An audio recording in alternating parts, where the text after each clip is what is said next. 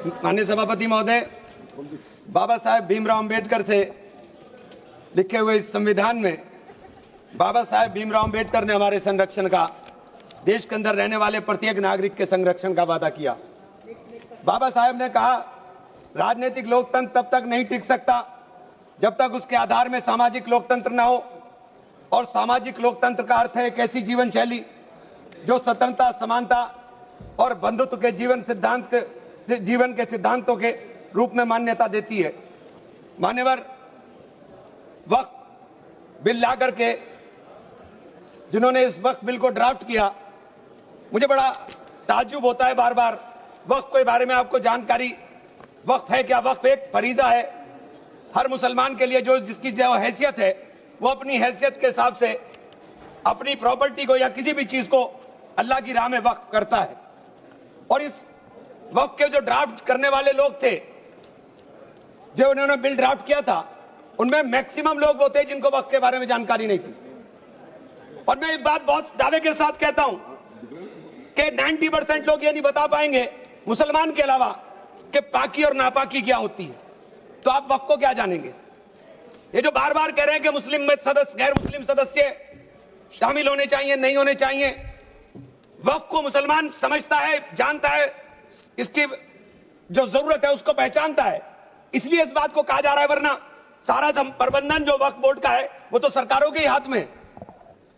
लेकिन इसमें जो सबसे बड़ी बात है कि बार बार ये शोर मच रहा है, जेडीयू भी कहती है, टीडीपी भी कहती है और सहयोगी दल भी कहते हैं कि हमने वक्फ बाय यूजर को खत्म कराने का काम कर दिया। माननीय अध्यक्ष जी, मैं इसकी धारा 3R1 को, जिसके अंदर वक्फ बाय यूजर था, उसको हटा दिया गया। और क्या शामिल किया गया, मैं ये पढ़ करके बता रहा हूं, ये बिल है, इसके अंदर लिखा है, परंतु वक्फ संशोधन अधिनियम 2025 के प्रारंभ पर या उसके पूर्व उपयोगकर्ता द्वारा वक्फ के रूप में रजिस्ट्रीकृत संपत्तियों को उपयोगकर्ता द्वारा विद्यमान वक्फ इसके वक्फ संपत्ति के रूप में बना रहेगा, सिवाय, बस आगे आ गया काम, सिवाय संपत्ति पूर्णतः या भागतः विवादाग्रस्त है या कोई सरकारी संपत्ति है। माननीय सभापति महोदय, 2005-6 में विभिन्न राज्य के बोर्डों द्वारा सच्चर कमेटी के समक्ष कहा गया, दिल्ली में 316, राजस्थान में 60, कर्नाटक में 42, मध्य प्रदेश में 53, उत्तर प्रदेश में 60, उड़ीसा में 53 ऐसी प्रॉपर्टी हैं जिनके ऊपर सरकार के कब्जा किया हुआ है। इसके बाद जब ये लागू हो जाएगा तो इसके ऊपर से वक्फ का अधिकार खत्म हो जाएगा।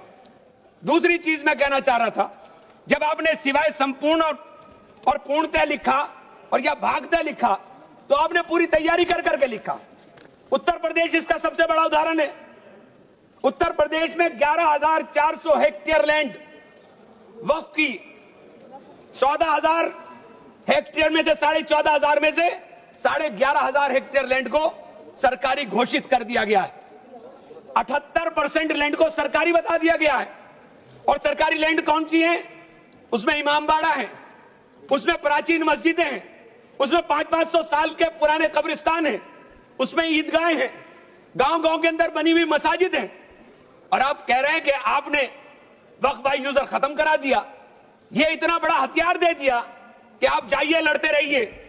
इसके साथ ही इन्होंने कहा कि साहब, अब जब कोई विवाद पैदा होगा तो उस विवाद की स्थिति में डेजिग्नेटेड ऑफिसर उसको सुनने का काम करेगा और वो तय करने का काम करेगा कि ये प्रॉपर्टी किसकी है। लेकिन वो तय कब करेगा, इसकी कोई समय सीमा नहीं।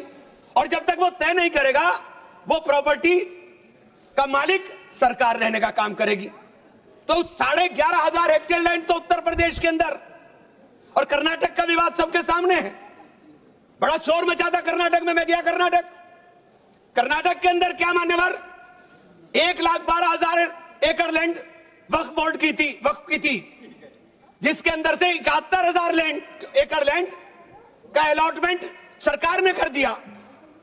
और 19,000 और 20,000 के बीच में वहां के जो दरगाहों के या मुतवल्ली थे, उन्होंने अपने परिवारों में बांट लिया।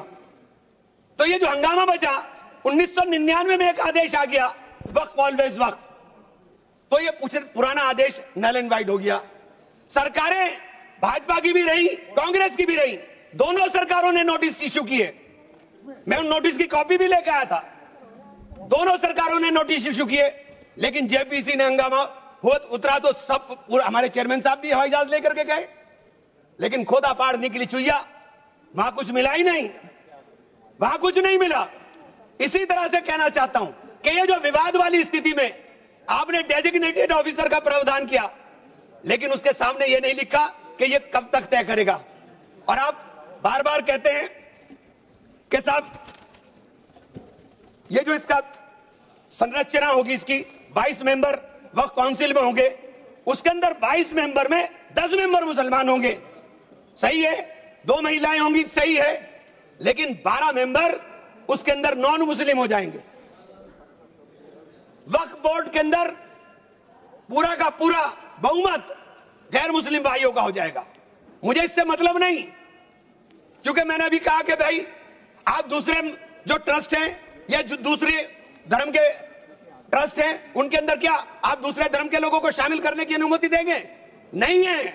काशी विश्वनाथ ट्रस्ट है उत्तर प्रदेश के अंदर, उसका अध्यक्ष पदेन अध्यक्ष जिलाधिकारी होता है, लेकिन उसमें एक क्लॉज लिखा है कि अगर किसी समय कोई जिलाधिकारी मुसलमान होगा तो उससे नीचे का या उससे ऊपर का अधिकारी उसका पदेन चेयरमैन होगा। आप मुसलमान के ऊपर यह शर्त लागू करते हैं, आप मुसलमान के ऊपर यह शर्त लागू करते हैं कि इसके ऊपर लिमिटेशन एक्ट, विधेयक के खंड 40A की धारा 107 जो वक्फ संपत्तियों की समय सीमा को अधीन करता था, लिमिटेशन एक्ट लागू करता था, आपने हटा करके 108 और 41 में 108 और 108 एक हटा दिया। 1995 का जो वक्फ अधिनियम है उसकी प्रायश्चित्ता पर रोक लगा दी थी, जिसका अर्थ है कानूनी दावों के समय पाबंदी के बिना आगे बढ़ाया जा सकता है।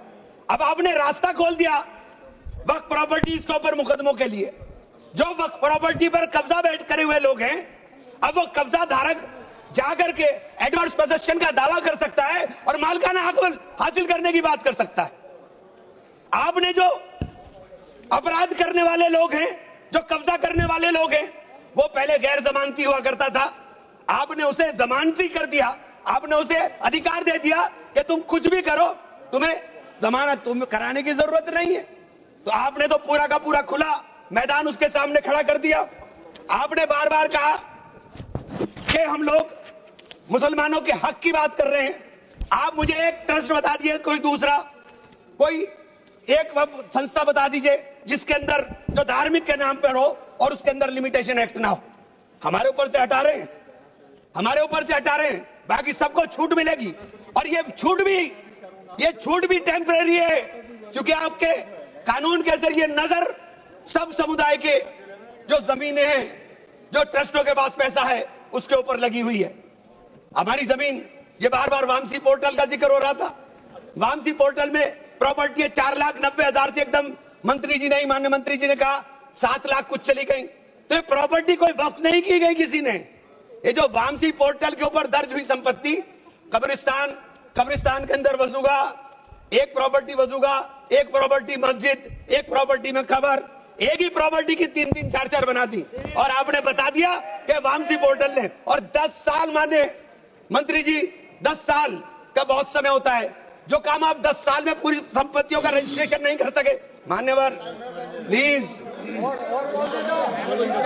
सब प्लीज आप मान्य नहीं, वामसी पोर्टल पर आपने बार बार 10 साल में काम नहीं कर सके।